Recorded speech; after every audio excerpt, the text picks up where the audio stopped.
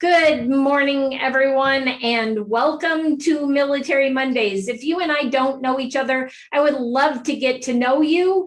So if you would reach out to me in Facebook via private message or go to militarymondays.info. You can watch past Military Mondays shows, or if you are a veteran, you can apply to maybe be on the Military Mondays. So who am I? I'm retired Major Brenda Sanchez. I was in the Air Force for 27 years. Most of that was the reserves, but I still served for 27 years, and I have a passion for getting the word out about veteran business owners. And today I have an amazing, Chris and I have had multiple conversations, but I have an amazing man on today who has overcome so many things in life, and that's some of what we're going to talk about today. But Chris Hoffmann is a former corporal in the Marine Corps. Actually, there is no former with the Marine. Once a Marine, always a Marine, right?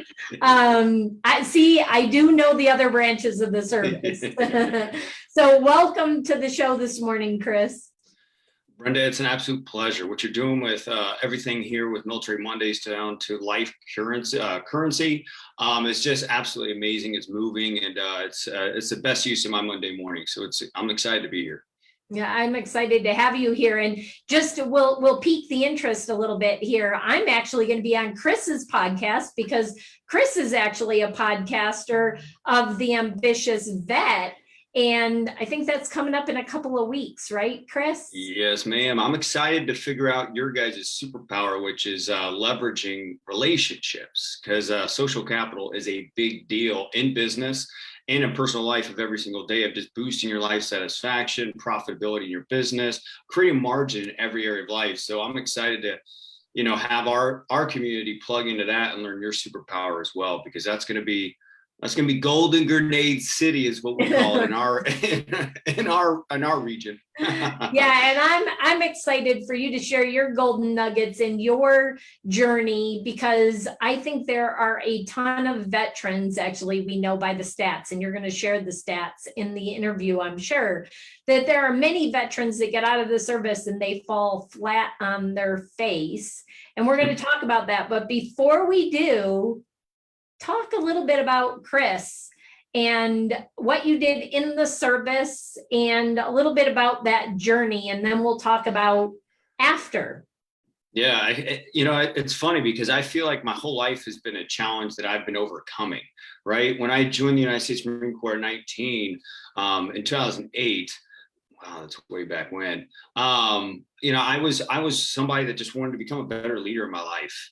And when I did, stepped on those yellow footprints, like us Marines, we know, we just start getting screamed at. I'm like, hey, man, I'm used to getting screamed at. That's kind of how my upbringing was. So I was like, all right. But what hit me hard was just the physicality of it. I was a skinny guy when I graduated high school. But, I graduated, Marine Corps boot camp, went into motor T MOS school fresh out. So our slogan in the Marine Corps was, if you can't truck it, screw it. You know what I mean? So, so the flip side of that thing is I was literally a few weeks from graduating MOS school in Fort Leonard Wood, Missouri, which is Fort Lost in the Woods. We had some fun. Marines have fun, even in Lost in the Woods, right? But I got a DUI on Liberty when I was a few weeks away from, graduating MOS school as actually the guide, and I would have walked out as Lance Corporal Meritorious promoted. And the LT, Lieutenant Colonel, the commander in chief of that base, was just like, hey, my sister actually died from a drunk driver. He maxed me out, 45 days EBD, restriction, all that stuff, got ninja punched, right? So I got reclassed to a combat cook a year and a half into my United States Marine Corps. And at that time, I did not join the United States Marine Corps to be a combat cook, right? I joined to be the country boy from St. Louis, Missouri, driving big trucks and getting some, every Marine's a rifleman, hoorah, right? So at that point, I had to make a decision on like, hey, do I just get depressed that I'm about to go learn how to cook, or do I make the most of this opportunity? I think that was my first learned lesson. I'm getting goosebumps right now because it just reminded me of that. I'm like, okay, I'm going now to Fort Lee, Virginia to go learn how to cook, but what can I learn here that's going to make me a better leader in my life? And I think just having that intention from originally joining the United States Marine Corps kind of create a thread throughout the rest of my experience. So graduated Fort Lee cook school. Didn't get married to her, promoted out of there because I wasn't super passionate about cooking, but I did the best I could. From there, I got to go to Okinawa, Japan, straight out of MOS school. Okinawa, Japan, got to be on originally Camp Foster, then went over to Fatima and was part of a headquarters unit out there. Lived there for about a year. Amazing, amazing stuff. And then obviously, you know, during the Afghanistan war, stuff like that, our gunny out there was just like, well, you got to go deploy. You're about 2.5 years in, came out to Miramar, California, to MWSS 373, an air wing unit over here in Miramar, California. And literally 6 months from touching ground, I was already in Mojave Desert, pre-deployment training, went out there in 2009, 2010. And the cool thing about that is, Brenda, when I went out there to Afghanistan, I was actually one of the motos that was just like, hey, I don't want to be cooking out of brass coppers out here. I can do that. I love feeding Marines. I love feeding Army dogs, Air Force, stuff like that. That's definitely an important part of the mission. But I want to figure out how I can actually get some out here. So I was attached to the MPs out there and was part of a quick reaction force out of a small FOB and Delaram 2 down there for about 6 months. And I got to see the full spectrum of things. And then just kind of speed up the story, when I came back from there in 2010, I had a little bit time left in the United States Marine Corps. And I actually honestly just decided that, hey, I've pretty much lived in Japan, did a combat deployment. I've seen all elements of the Marine Corps. I'm still only like 24 years old. How about I get out and try to figure it out now versus re-enlist another 4 years? I'm halfway in, right? Was kind of my decision-making process. Yep. I might as well go all the way in. So let's kind of get out and screw up life and see how it works out. So that was my philosophy on it. So I got out in March of 2012 and just I have looked back because my heart is always with my brothers and sisters in the military, but I haven't gone back into the uniform. That makes sense. Yeah, exactly. And I love that because people do have a decision to make after their 4 or their 5 year commitment, depending on what their commitment was coming out of ROTC or coming in as enlisted or going to officer training school. There's all different types of requirements, usually 4 years, but some I've heard are 5. And I think I've heard recently some of them are 6 just to keep people in. I don't know if that's true or not, so don't quote me on that, anybody. I think I've heard that in passing with people, that I've heard some people come out with a 6 year. That might be more on the medical side because they help pay for your education in that. But it is a decision making. I made a decision at the 4/5 year mark when I made captain, and I got out of off of active duty before and took a break in service, as many of the people know, and then got into the reserves. So that is a crucial time for people to make that decision. But what I love about your story, and we're going to hear it more as Chris shares what he's done since he got out, is the mindset piece. Because I think it doesn't matter whether you're in the military or you're a business owner, it's that mindset. You know, how many times the people who succeed it doesn't matter how many times you get knocked down, it's how many times you stand up afterwards. And Chris's life has been a story of that, being knocked down, but saying, okay, you threw me another punch. I'm going to throw a punch back and I'm going to get right back in the fight and I'm going to get right back into life and I'm going to find a way to make it work. So let's talk about after you got out, because I titled this Avoiding the Landmine that you find when you get out of the service. And Chris definitely found a few of those. So let's talk about getting out and how you're helping vets to overcome that obstacle getting out of the service. Yeah, it's a great question. It's very loaded too. So I'll start with just kind of my experience getting out, right? I did the TAPS, I did the TAMS, I did the the free programs that every veteran either chooses to go into, or if you're like me, you go once or twice a week and then say you got to go to the bathroom, you go to the gym, right? That's what kind of did, right? But you don't realize how important that education is until you're about a year, 2 years out, right? And let me kind of break that down more, because for me, whenever I got out of the United States Marine Corps, I had big goals, I had big aspirations. I was like, man, I am making a huge impact in the Marine Corps, right? I never felt like a superhero before. I was a simple Midwestern guy that had to become a father too young in life. And I was just like, yes, that was very rewarding to my younger brothers, but I've never felt like Superman. I felt like a Superman in the Marine Corps. But how do I get out and fulfill these aspirations, these big goals that I have in my life? And I had to swallow a humble pill very quickly and realize that my human capital, my experience, my skill sets were not fully developed enough to fulfill my goals and aspirations. Talk about humility. So the first landmine that I like to talk about, that any ambitious vet that's getting out with big aspirations and visions, is career stability, right? That's why we get that education of career readiness, benefits, healthcare, stuff like that, to kind of get in Maslow's hierarchy of needs and positive psychology, the basic needs taken care of, right? So we're taken care of. We feel like we're not going to screw life up too much, and we have some foundation to kind of live off of.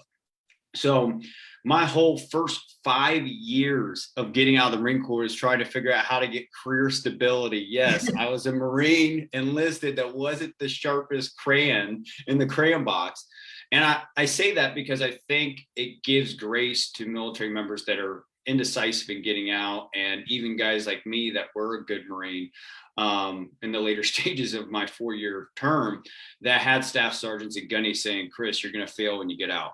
Yes, you are going to fail when you get out, but fail your way forward and learn from it. Because I had 5 different careers in 5 different industries. Brenda, I sold anything from Kirby vacuums door to door, to telecommunications door to door, to even selling fitness memberships. And I think inside of that, I learned how to actually start communicating to non-military counterparts in a persuasive and influential way.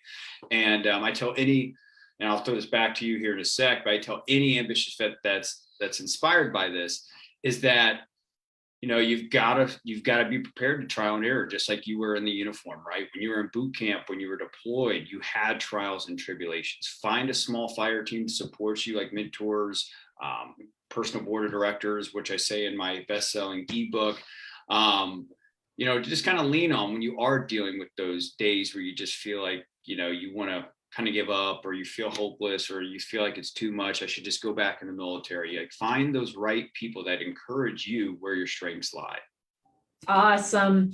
And what you talked about your ebook, and we'll share this at the end, because I believe you have a giveaway for people that are watching this, and it is a copy of that ebook.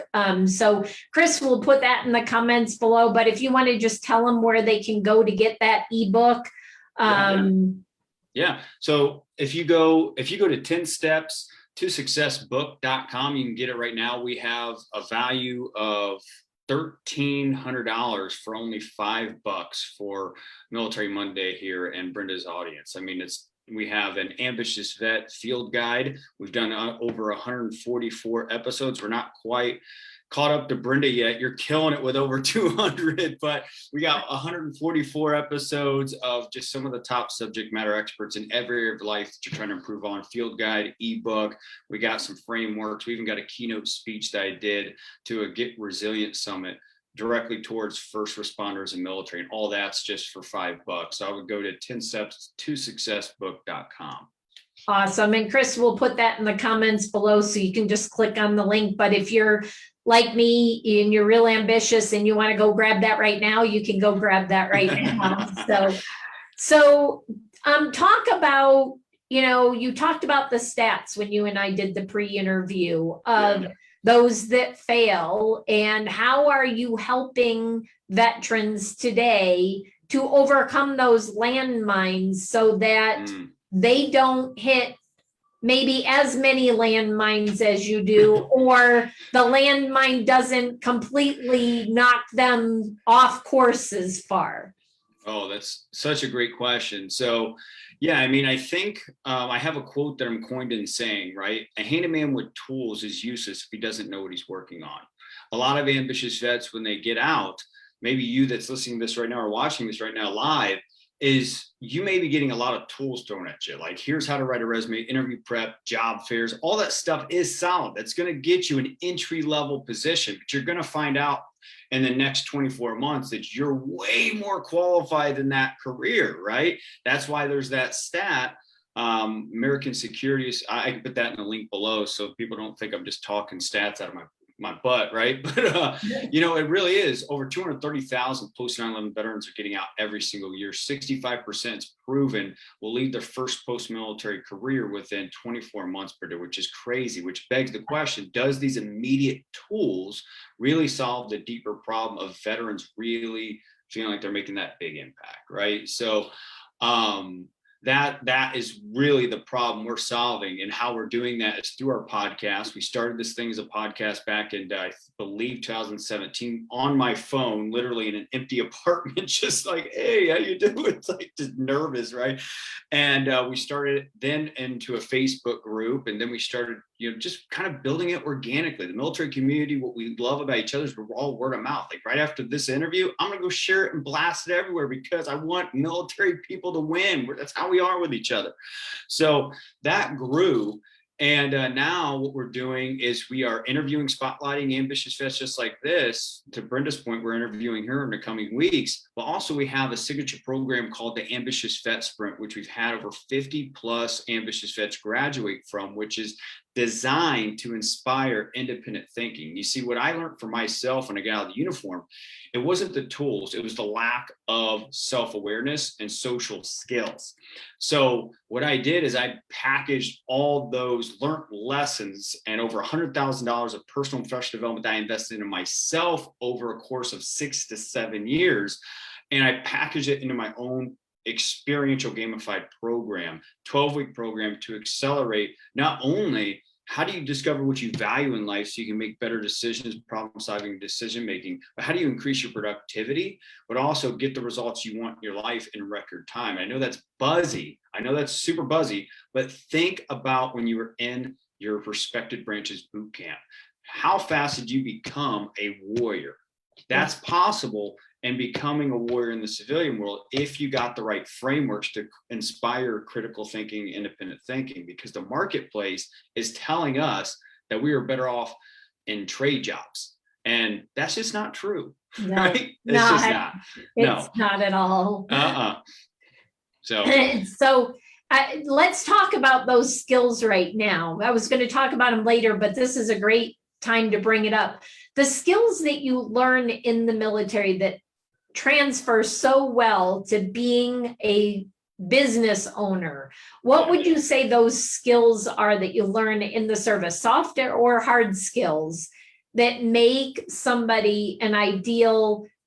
Because I don't know about you, Chris, and I think you learned this early on, and I've learned this, is I'm not employable. And a lot of veterans are not employable because we have a different set of standards than some of the civilian. I'm not going to say all, but some of the civilian professions that are out there. So what makes a veteran, in your opinion, ideally suited to own their own business? Wow, that's a great question. Well, one of the quotes that I leaned on to get myself through my life when I first got out and was just dealing with the trials and tribulations of figuring out who I was, what I wanted, and what I wanted to execute on as far as the next mission, was the most dangerous thing in the world is a resourceful idiot. Like I was an idiot, but I was resourceful. And I think veterans are very resourceful, right? I'm getting goosebumps again. But like when I got out, think about it. In the military, we're known to be able to do a lot with a little. A lot of civilian, non-military counterparts are not, they want more, right? They want more. Companies, what they want, and if, you're speaking specifically just to entrepreneurship, what your client wants is for you to be able to create maximal results for them, right? With very little, low cost. And we can do that because we're resourceful. Right. So I would say resourcefulness is key.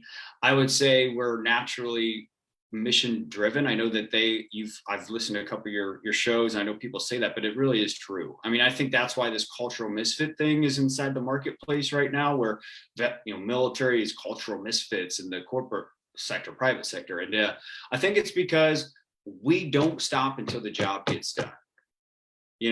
Civilians, they'll stop at 5.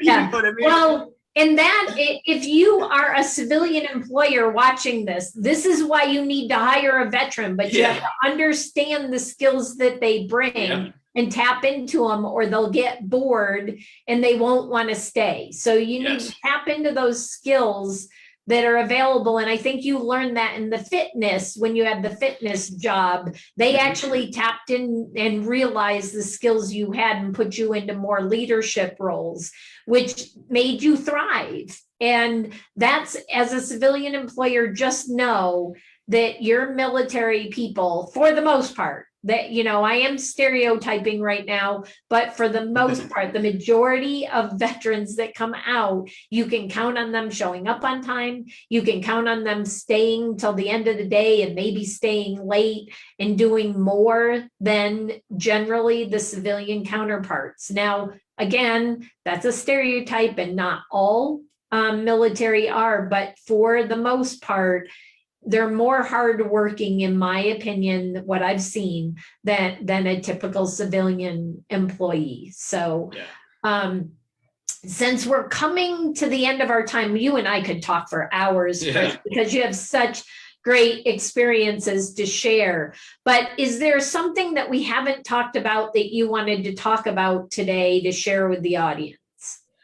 I would say this: the first 3-year experience for an ambitious vet is going to be the first landmine is career stability, right? And I share this in keynotes and a signature talk that we can give within an organization if there are hiring managers listening to this that want to kind of gain perspective on the 65% that may be leaving your organization in the next 24 months. Is there's 3 major landmines. One is career stability. How do I just survive out of the uniform, and how do I feel safe? The second one is desire gaps, like the 65%. They wind up getting out and realize they're underemployed or they're not being challenged enough, right? So how do you constantly create more challenge in your life and understand what that next challenge is that fulfills you, right? Independently, right? Or as an employer, what fulfills that veteran that you're trying to retain, that's boosting your revenue, right? Or having your systems be more efficient. The last landmine I would say is just human capital, right? I think a lot of veterans that need to watch this is get out. Like, when you get out, you don't deserve to be an executive inside of a company. I know a lot of us, we think when we get out, we should just be at the top of the totem pole.